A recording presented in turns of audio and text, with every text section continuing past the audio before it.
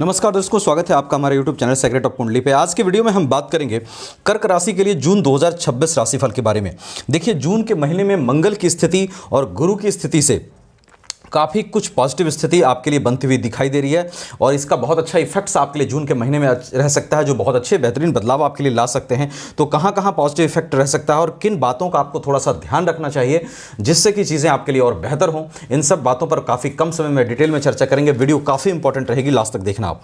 सबसे पहले देखिए, स्टार्ट करूँ जो जून के महीने में बहुत बेहतरीन परिवर्तन है वो है आपके भाग्य गुरु का 2 जून से लगन पे आना। देखिए, गुरु आपके 12th हाउस में थे बहुत समय से, भाग्य का व्यय हो रहा था, भाग्य का साथ जिस तरह से मिलना चाहिए वो नहीं मिल पा रहा था। अब जब गुरु यहां पर आएंगे, त्रिकोण के लॉर्ड होकर के केंद्र त्रिकोण में आपके 1st हाउस में जाएंगे, तो यहां पे उच्च अवस्था गुरु की होगी। उच्च तो ये होंगे ही, प्लस यहाँ त्रिकोण के लौट कर यहाँ होकर यहाँ जाएंगे, तो ये बहुत ही बेहतरीन प्लेसमेंट होगी। यहाँ पर बैठे गुरु जो है वो भाग्य की सबसे पहली स्थिति को बेहतर करेंगे। भाग्य के चलते अगर काम रुका हुआ था तो 2 जून के बाद आपके लिए भाग्य आपका साथ देता हुआ और आपके काम को बेहतर बनाता हुआ दिखाई दे रहा है। धर्म में आपकी अभिरुचि को ये गुरु बढ़ाएंगे और धर्म से आपको फायदा, अगर आप धार्मिक चीज़ों में इंटरेस्ट ले रहे थे और उसका रिजल्ट आपको लग रहा था नहीं मिल रहा है, तो वो मिलने का महीना आपका जून का रहेगा। आपकी अच्छाई का रिजल्ट मिलने का महीना ये जून का रहेगा।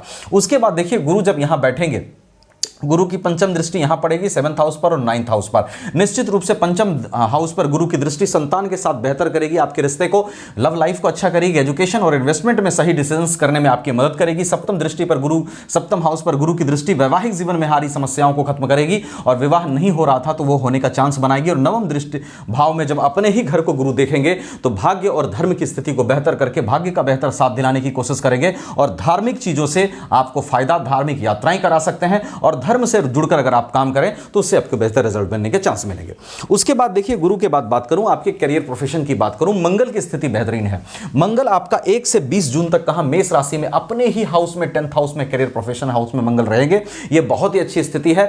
करियर में, प्रोफेशन में आपको प्रमोशन के चांस बनेंगे। अगर आप जॉब कर रहे हैं, जॉब नहीं है तो जॉब लगने के चांस आपके लिए बढ़िया रहेंगे। और अगर आप एज ए फ्रीलांसर काम कर रहे हैं तो मंगल की यह स्थिति आपके लिए बढ़िया है, क्योंकि 10th हाउस पर शनि राहु किसी भी ग्रह का दुष्प्रभाव नहीं है। तो 1 से 20 जून तक मंगल की ये स्थिति आपके प्रोफेशनल ग्रोथ के लिए, आपके काम में ग्रोथ के लिए, व्यवसाय में ग्रोथ के लिए बहुत अच्छी है। और 21 जून से मंगल जब यहां जाएंगे लाभ भाव में, तो 21 जून के बाद आपके लिए इनकम आने की स्थिति बेहतर होगी आपके प्रोफेशन कैरियर से, और या जो भी आप काम कर रहे हैं, एज ए फ्रीलांसर काम कर रहे हैं, एज ए बिजनेसमैन काम कर रहे हैं, तो वहां पर प्रॉफिट आने के योग आपके बढ़िया बनेंगे।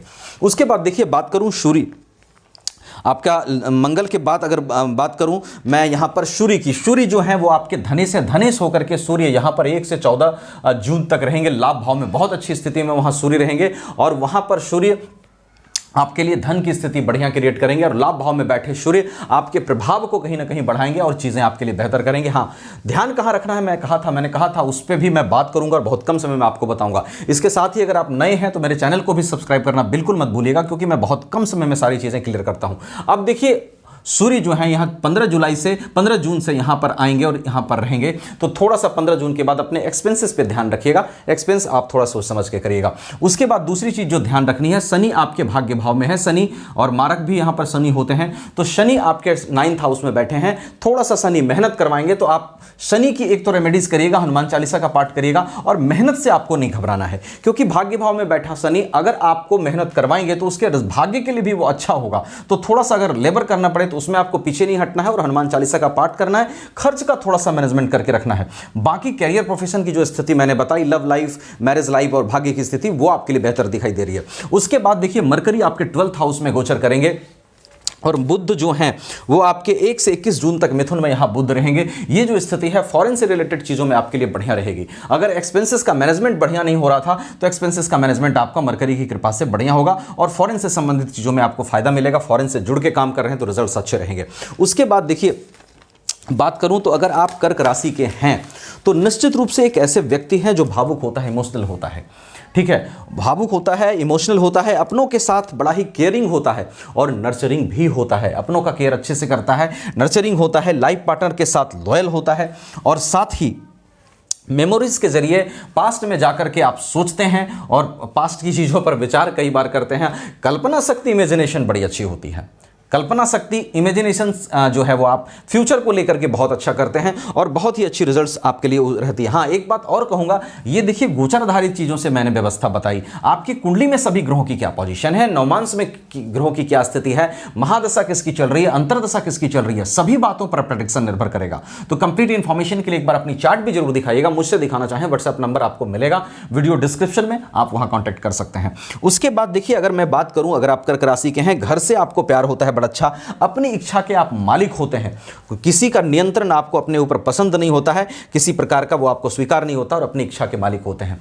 ध्यान थोड़ा सा कहां देना है नेगेटिव ट्रेट्स में, आपको आप थोड़े से मूडी हो जाते हैं और आपके अनुसार चीजें ना हो तो गुस्सा आपको थोड़ी सी ज्यादा आ जाती है और मन के विचारों को, भावनाओं को स्थिर रखने में थोड़ी सी प्रॉब्लम आपको होती है। तो इसके लिए आपको क्या करना है, मेडिटेशन कीजिए। मेडिटेशन, अनुलोम विलोम और भ्रामरी प्राणायाम, ये 3 चीजें करें और जिसमें मेडिटेशन मस्ट है। अगर आप ये करते हैं तो खुद की भावनाओं को कंट्रोल रखने में आपको मदद मिलेगी, विचारों पर स्थिर रहने में मदद मिलेगी। थोड़ी सी आपकी प्रॉब्लम यही है कि विचारों पे आप भागते हैं, क्योंकि कर्क राशि जलीय राशि है तो जल की तरह थोड़ा सा मन होता है। तो जो पॉजिटिव चीजें थी वो मैंने बताई और जहां ध्यान रखना है उसको भी मैंने बताया।